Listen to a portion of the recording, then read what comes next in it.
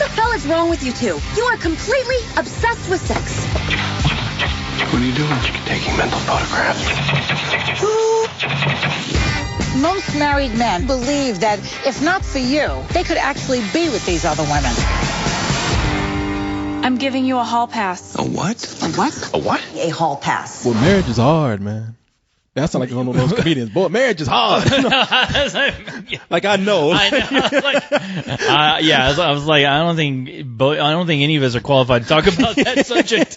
I just hear, you know. That's just what I hear and see on TV.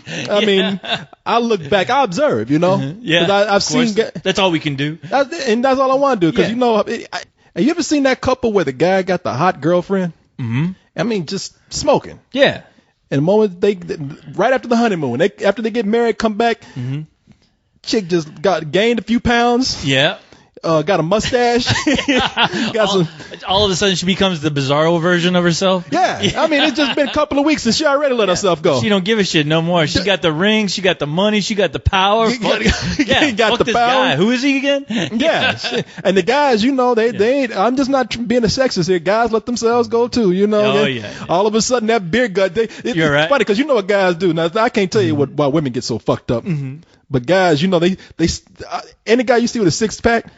He's sucking it in. He's holding his breath to the day that 6-pack becomes a keg. Yeah, yeah. And that guy's sitting there looking at his dick in a jar on the goddamn mantle. Yeah, nothing else to look forward to besides fucking football. Exactly. I mean, the moment you like say I do, you're like, oh, shit just pop out, man. Stomach get big and dick get smaller.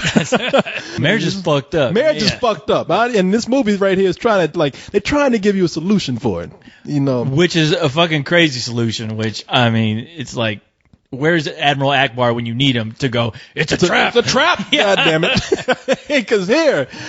The movie's called Hall Pass. Mm-hmm. Now the reason why it's called Hall Pass. Well, let me set this up a little bit for you right here. Now you got Owen Wilson, and you have Jason Sudeikis. I think yeah, sure. Why not? Sudoku, yeah, Sudoku, yeah. Sudoku, yeah. Sudoku, yeah, sure, man. And they play a couple of good friends, man. Mm-hmm. They got a lot of chums, old pals. That's right. I'm sure they did a podcast at one point. They got a lot in common. You know, they were in high school together, played basketball. They both got married. Mm-hmm. Wives are good friends. Done it all. Yeah, done. And you know, another thing that they like, both of them. Let's see, they like titties. That's right. They like ass. Just like any man out there. Just like any real man. See, that's the thing. You know, once you get married, you can't look at it that easy anymore. You know, because these guys. Now look, you know, I sit up there all day and stare at that stuff. I mean, women catch me doing it. They look at me and I got strings, but I look like like a Saint Bernard dog. I got shoestring drool coming from my mouth. Yeah. And you know, women look at you and I just keep staring. Yeah, I don't care. Yeah, they're just like, oh look, it's like that stain on the wall that doesn't go away. All right. Yeah, I mean, catch me looking at him. I'm like, hey, I ain't nothing wrong with looking. Yeah. Hey, you see a ring on this finger right here? Yeah. Except usually with that slobber in my mouth, they're like, somebody needs to call the hospital for that poor guy. Yeah, they sit up there patting my head. You know, all this poor retarded kid right here. Drowning in his own juices. Hey, I make my own gravy, man. Come on now. So these guys, they're married. They don't have the luxury of looking anymore. I mean, no, fuck no. You know, like I said, the dicks are in a jar. All they can do is reminisce about the glory days when they used to hit that every night. All the women they used to get. All these fantasies that they're just pulling out of the air. It's funny because that's how it never happened. But every guy that gets married, that's another thing. Marriage doesn't fuck with your head. It gives you memories that weren't there. Yeah, it's like Total Recall. Marriage puts ideas in your head that before you got married, you were just out there having sex with everything. Yeah, you start getting your life confused with the pornos that you've seen throughout your entire childhood and your life growing up and becoming an adult. Those worlds start to like come together. Yeah, usually that fantasy world. Yeah, those porns you watched somehow that became a reality in your mind. Some of those guys are still stuck in the fucking Matrix. Yeah, they don't realize it yet. Yeah. Whenever they look, the moment they just eyes just kind of going, head just kind of nudge away. The girls are like, what the fuck you doing? You know, what you looking at? Guys ain't even got a chance. Eyeballs ain't even got all over the way there yet. Oh no, they start looking like that wall clock with the cat with the eyes going to the right, to the left, to the right, to the left. Yeah, it just becomes so fucking obvious. Your wife is looking at you like, you dumb motherfucker. Yeah, moment the eyeballs are just starting to go. They're like, hey, Yeah, no shit. Yeah. I was looking at the menu. Hey, no, you weren't. See this jar over here? Ding, ding, ding. Yeah. Don't forget, motherfucker. Was the menu on her titties? You know, these guys. I mean, they just like any other guy. They, you know, they like to look, but apparently their wives think that they have a little bit too much of that guy thing of looking. You know, just go a tad bit too far. Their wives say, "Listen, you guys just can't control yourselves." So they get a recommendation. The wives do by a friend. By the way, the wives here are played by Jenna Fisher. That's that chick from The Office, Yeah, right? that's the chick from The Office. Yeah, Jenna real Fisher, cute girl. and Christina Applegate, who had her own TV who's show. also looking good, still looking good. Still looking good. I think she's Yeah. about like 68 right now, right? And still looking hot. God damn. And she's come a long way since I love Married the with Children. Bundys, yeah. The Bundys. Yeah. I love her Bundys too. So they say, listen, you know, you guys can't control yourselves. How about a vacation from marriage? That's what's suggested by a friend of theirs. And at first they're thinking like, well, what, you just want us to like give these guys permission to go out and just cheat with other women? But the whole idea here is like reverse psychology. It's like, first of all, you take away that taboo of wanting to sleep with somebody by giving them the power. I mean, they think they want it when they finally have it. It doesn't hold any power anymore. Right. And the other thing is, these girls know these guys are gonna go out there and you know. That's why these women stick with these guys, because these guys need help. You know, I mean, they know that, you know, deep down they're still like that 12-year-old horny bastard that's still not gonna get laid. As much talk as they talk. Oh yeah, yeah. They know they'll go out there. They've been with them. They know what their dicks look like. They've seen them wipe their asses. They know all they know all the problems with their guys, and they know they're just fuck ups. It's pretty much like them just taking care of the old people, the old folks home. You know, you sit up there. Exactly. You know, they help when you got a wife. They help you clean your ass. Exactly. They wipe your nose for you, dress you, feed you. They spoil you. They do. They take That's what I read in the newspapers, at least. Yeah, they make you socially retarded. So by the time you're ready to go back out there and hit what you think, you know, play the field again, you're a dumbass. Now you're out there looking like Fred Sanford trying to hit any piece of ass that comes your way. Where it's like, shouldn't you be at home taking care of your kids? For some reason, when your wife start taking care of you, your shirt gets tucked into a tight pair of pants, your belt gets pulled up over your navel, you get the most stupid, dorkiest haircut you can find, and every time you see a girl from that point, once they let you free, the moment you're going to try and talk to the girl, it's like, oh, hey. You know, so, how do you do? How you do? So, you know, and then you start getting stupid pickup lines. So these girls know that these guys are going to fall on that. It's right on their asses when they go out there. Right. They're not worried about a thing. Or are they? Oh. Because when these guys get out there, now, okay, so they're striking out a little bit, but they got a support team. They're joined by, you know, the usual group of friends. Group of fuck ups. Usual group of fuck ups. You got the fat friend. You know, you got the British, the skinny British nerd. Yep. You know, for some reason that's coming into play these days. You got one of those. Yeah. I know everybody's getting a British friend these days. Yeah, it's the new hip thing to do. I guess they're getting can you, like Russian brides, can you just get a British friend mailed to you? Yeah. Can I get Nicky Poo mailed to me if I pay enough? I was like, what happened to the gay friend? Did they? Yeah, what happened to the gay friend? Did he get left behind now? I don't know. British kind of counts as the same thing. Oh, so, and then, of course, you got to have that one black friend. Oh, of course. You got to have your one brother friend. Your one black friend. But and how they got that black friend, I don't know. Because they, you know, in all these movies, you know, every now and then they get a smart, you know, I'm not saying that the black guy in this movie ain't smart, but they get like the refined, educated black man. It's like, you know, hey guys, how's it going? You know, like, hey, you want to go play some, you know, a couple of games of golf? You know, all that kind of thing. But they get, but you always in these movies, you get like these white guys or just white people who always manage to get a black friend who, hey, yo, man, who act like this? Yeah, I know.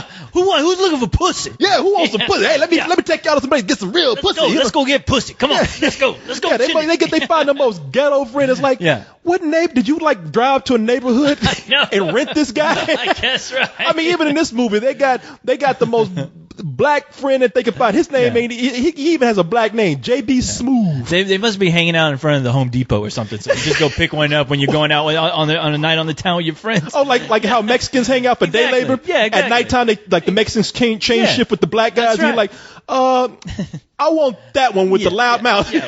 Tyrone, right there. Come on, let's go, Tyrone.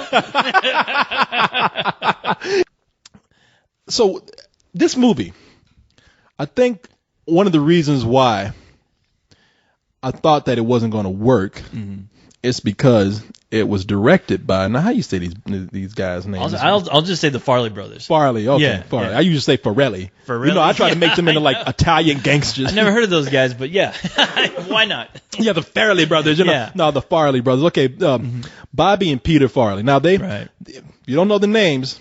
They used to be big in the day. Oh, Back in yeah. the day. Back in the 90s. Back in the 90s, boy, that was their heyday. Yeah. Back when they had their hall pass. Boy, I know exactly. But you don't know who these guys are. Back in the day, when you said the Farley brothers, when you said the Farley brothers, you couldn't wait for their next movie. Oh, yeah. Because they were the ones. What movies did they give us? Something About Mary. That was like their biggest. That was their big movie. Yeah. Yeah. Put them on the map. Yeah. You had Dumb and Dumber. Kingpin was really good. That was before. Kingpin was great. Yeah, Kingpin was right before There's Something About Mary. Me, myself, and Irene. Osmosis Jones, the animated film, and then we got Shallow Hal, which was funny, but it was no Something About Mary. It's not memorable. That was the Jack Black vehicle right there. Yeah. And then you got Stuck on You with Matt Damon playing the Siamese twin. Yeah, and then a bunch of other movies. The Ringer and then they just started hitting the bucket, but they got Johnny Knoxville for The Ringer where he played a retarded guy. You remember that? Oh, exactly. But the one that really did it, they got. What was that boy's name? Who's on all those Fokker movies? Oh, Ben Stiller. Ben Stiller, yeah. Got him in the Heartbreak Kid. Yeah, was that their last movie? They haven't had anything since. Yeah, because I stopped paying attention after a while with the Matt Damon film. That was pretty bad. No, that was a pretty bad movie. It was the beginning of the end. Yeah. Yeah. So right now everybody's kind of like. Fairly, that's all right. Yeah, right. No shit. But where's that new Fuckers movie coming out? It used to be funny. Yeah. So I'm looking at this and I'm just kind of like, at this point I can take these guys or leave them. And right now I still can take them or leave them. I was kind of the same way. Yeah, it's one of those things where I'm like, I don't rush out to ever see their movies ever. And now people get them confused with the guys who make disaster movies. Friedberg and Seltzer, yeah. How ironic that those guys are making more money now than the Farley brothers are. Crazy, yeah. Talk about bizarro world scenario. Yeah. But this kind of movie is it has their trademarks. Usually when you see these films, it is raunchy humor. Right. You're guaranteed to see. You're going to see that. Yeah. You're going to see a lot of sex and bathroom jokes.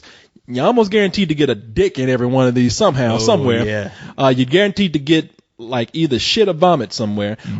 But it's also, back in the heyday again, it was accompanied by what people thought was a smart script.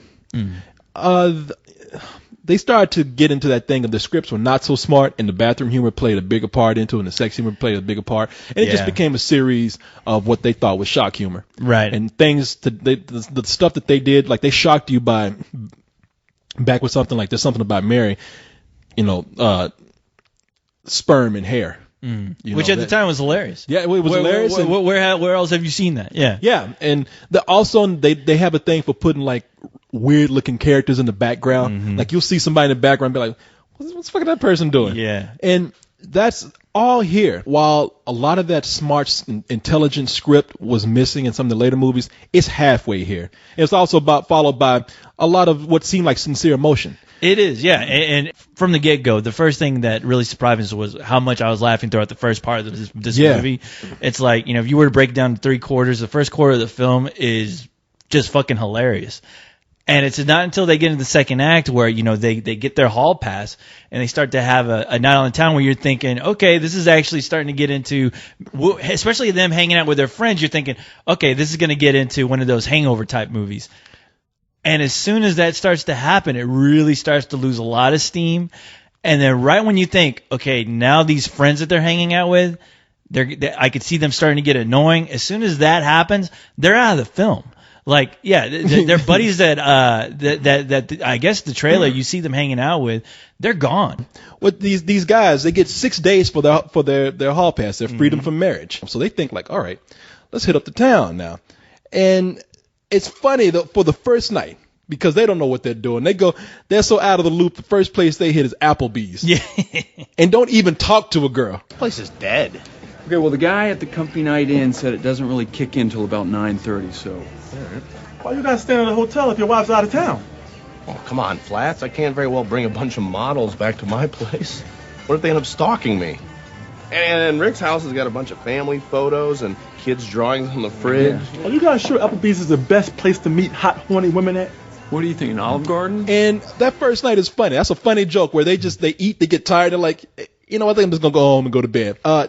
Day 2, not only was it a different day, it was a different movie almost. So Yeah, it was. Yeah. Like that was kind of where the friends started leaving, where the movie just kind of, the setup for the movie is these guys in their marriage and everything that goes with it. The neighbors, the friends, how they deal with those friends on the wife's side, on the husband's side, and how they deal with family. How do you deal with your sex life when you have children? Right. I mean, all that seems real and all that's kind of great. And then when the guys leave their wives, I hate to say this, but when the guys leave their wives, they're not as funny anymore. Because the way the film introduces you to all their friends, you think that this is what the movie's building up to. It's just going to be a bunch of friends hanging out, and you're going to see them fucking up constantly, and it just doesn't go that way. No, it's not that. Yeah. And hey, those black friends that you rent from the corner, you got to. They're by the hour, man. You got to drop them back off. They got a real job. Yeah, you got to get them back home before before the day starts. Hey man, I got to get back to Mickey D's, man. I can't Yo, be man, hanging out with you guys I've been your friend, all right. I've been your black friend all night, all right. I can only be token so long. I gotta go to Mickey D's, man. Them Yeah. burgers ain't gonna flip themselves. Oh shit. Oh man, how come black people can't have a real job, I man? can't fuck up that promotion. I'm fry cook right now, but 2 weeks. Shit, man, they I'll about be to move me manager. up to lettuce, man. But that's when the movie just starts to hit these random jokes. Yeah. Like no real connection except that, okay, yeah, there's a common thread that these guys are going out and hitting on women. And it's not, I can't really say that it's random, but it doesn't really feel connected. It just seems like it's one joke after another because we have to fill the time with this plot. It felt kind of like a poor man's 40-year-old version. Yeah, it did, man. The jokes weren't really working, but they're going to these clubs with all these hot chicks, and it's just like they're almost like, okay, what fucking plan are we on now? I'm scared. I don't know what are we doing. They get in there like they've been married so long, It's like, they can't be the cool 40-year-old. They are the family guy. Yeah. They are the soccer guy. Yeah. In the club. They had lost their fucking game. I mean, period. They might as well be on the dance floor in a minivan. Yeah, exactly. I mean, they out there wearing bad clothes, they body out of shape, all kind of shit. And there's some of that works. I mean, it is sort of turns into a fish out of water story. These guys have been so long out of the game that formula always works on some level. I mean, there's always going to be a point where you're going to laugh because these guys just don't fit in. So it is a game of hit and miss.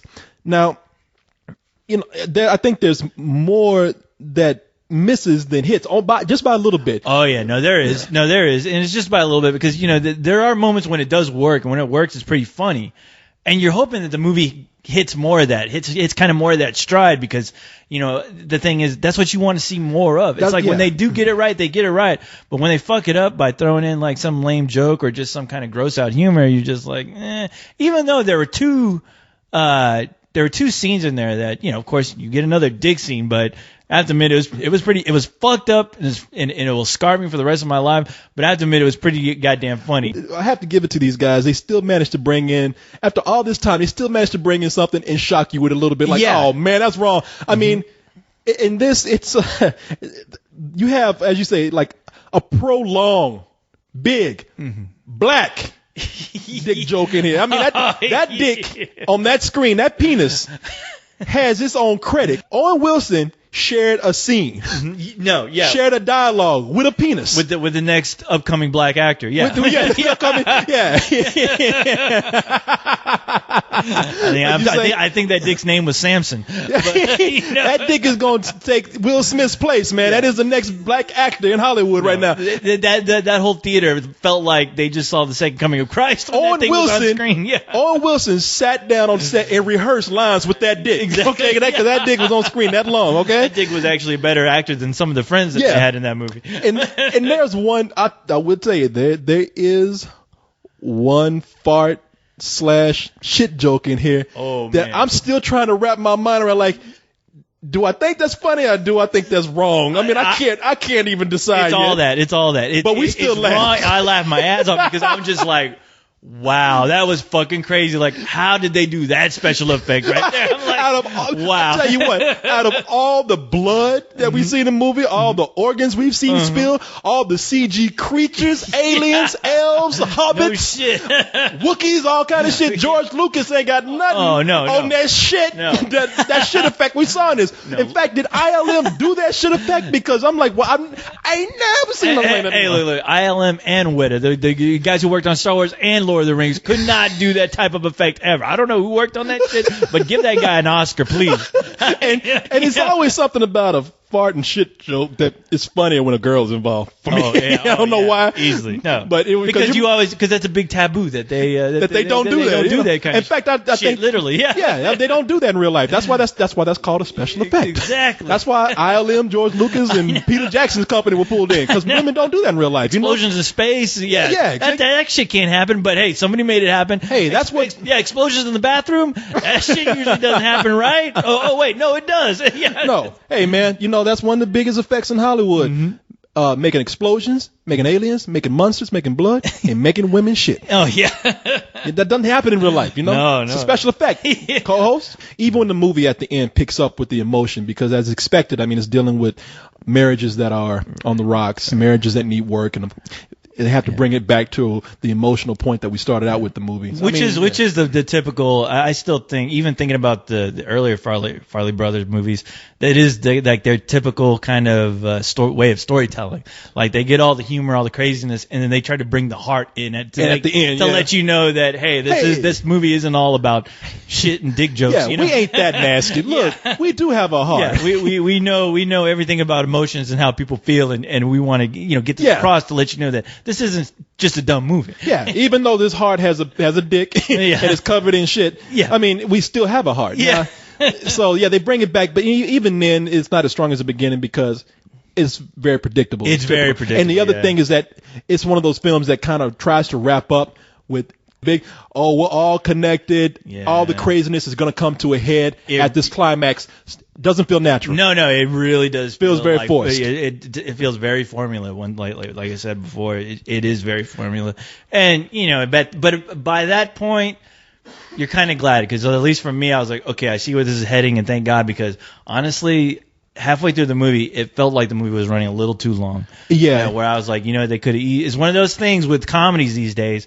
And Judd Apatow, he's a good example where you think like, wow, I know these guys really love their material, but fuck, I mean, does a comedy really need to be 2-3 hours long? No. I mean, it's a comedy. Yeah, it does. Get me the fuck out of it. I want to laugh my ass off, and then get me the fuck out of that theater. No, nothing. Hey, look, this shit ain't that deep, okay? I mean, this shit don't need to be like almost 2 hours, all right? Mm-hmm. The other thing, again, cut that golf scene out. I mean, because that scene is nothing but it's the typical we're getting high and doing weird stuff. I mean, there's nothing in there that you haven't seen before. Not that I'm expecting anything that we've seen before, but this is treading old water where this is not as funny as some of the stuff I've seen before. That would have been hilarious back in the 90s, but it's not the 90s anymore, guys. I mean, we're eating brownies, our eyes are red, we're talking gibberish, and we're like causing chaos. You've seen that a billion times. Yeah, hey, look, that's nice. If you did it as funny as what I've seen it, great. You didn't. Cut that shit out, okay? Because I'm ready to go home after a while. Right. But I will say this, man.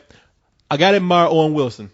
The thing that kind of holds it together is that these guys really are that good of friends. Owen Wilson and Jason Sudeikis, I mean, they really do come off as good friends. You do have fun with them when they have a chance to kind of like slow down and be a little more normal. They actually had great chemistry. I even thought like Christina Applegate and Jenna Fisher. Yeah, I thought those guys were great too. Yeah, doing their own thing. Yeah, no, they were, and I actually liked that plot line. Like you didn't forget about them. It was they made things kind of more complicated by having them in the story. I mean, it's like these guys aren't the only ones that are crazy now, okay? Right. You bitches do it too. Yeah, I know.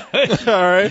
You ain't the only one with urges. You mischievous little girls. You little scamps, you. And Owen Wilson he can play the everyday guy. He can play the handsome rogue. Or in this, he's kind of more and more just saying, I'm a little bit older. I don't mind playing guys that aren't sexy. I don't mind playing guys that are a little flabby. He's playing a dad. I mean, and he actually did a good job playing a dad in this movie. He did. I got to give him credit for that because he put that ugly ass haircut on him. He took his shirt off. He ain't toned or nothing. He's flabby, and it's like he pulled a raging bull. You can make Owen Wilson like the everyday average normal guy like in this movie, or you can make him the handsome guy that everybody like says he is, like in People magazine and shit. You know what the secret is? Hair down, sexy Owen. Hair up, ugly Owen. Okay? I mean when he has his hair down, when that kind of rock star feather haircut. Justin Bieber haircut. Yeah, got that Justin Bieber haircut. Girls find him hot. You put that hair up, he looks like fucking a Stonehenge with a wig on. You put his hair up, that fool looks like a rock. Yeah, he looks like an unknown hockey player. That's what he looks like. Yeah. But listen, man. Listen, this movie, it's not bad. I mean, between the stuff that doesn't work and between the stuff that does work, I can't say that I didn't get some good laughs out of this. Oh, yeah. And I can't say like these guys pulling off some of that shock humor, they still manage to get you. I mean, they do. Like I said, the first part of the movie is just fucking great. It's hilarious. It's not until it gets into the last 2 quarters of the film where you're just like, all right, it's kind of going the way I see it, and it kind of needs to wrap up. Hey, you know what? I give it a low matinee. Yeah, I'd give it a rental, and not say that in a bad way, only because. Yeah, I mean, matinee, when I was in that theater, I was still thinking, you know what, they really need to wrap this up. I mean, it's just one of those things where the movie wasn't even all that long, but it started to feel long. And once I get that, I'm just like, okay, you're losing me. Let's do something. You're right. I'm going to give this, you know what, because I'm thinking, when I say low matinee, it's like, it's right there at a rim. But it really, I'm just thinking about how that ending came together and everything. Nah, you got me. I'm gonna give it a good rental. It's a very enthusiastic rental. Fuck it. That's right. I'm gonna give it a good rental. That's right. Yeah, you heard it. I changed my mind. Yeah, I rent that shit fucking Redbox. Yeah, there you go. Getting my matinee money. Yeah, exactly. I need to wrap this thing up. I got some white friends who want to rent me right now. Oh, yeah. Well, I'm on the clock, man. I'm on the clock. I was only get away for a little bit now. It's you and me, buddy, for the next 6 days. Let me log out. Okay, you log out. I'm going to try to nail the receptionist.